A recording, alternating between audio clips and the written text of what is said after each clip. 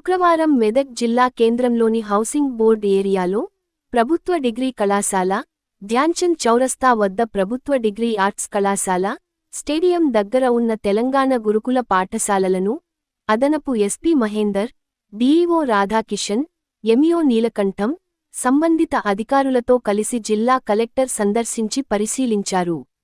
ఈ సందర్భంగా కలెక్టర్ వివరిస్తూ, మే 4న జరుగనున్న జాతీయ అర్హత ప్రవేశ పరీక్ష నీట్ 2025 పరీక్ష నిర్వహణకు జిల్లా కేంద్రంలో 3 పరీక్ష కేంద్రాలను సందర్శించడం జరిగిందన్నారు.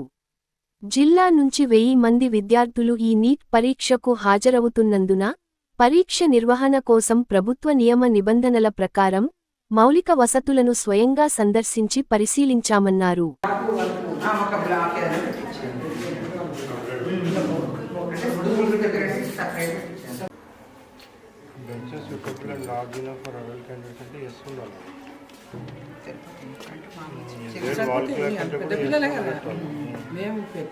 ప్రైమరీ లేదు కదా మీరు ఎస్ పెట్టాలి. ఇది ఒకసారి మళ్ళీ నాకు అప్డేట్ చేసి మళ్ళీ అప్డేట్ చేసి పెట్టండి.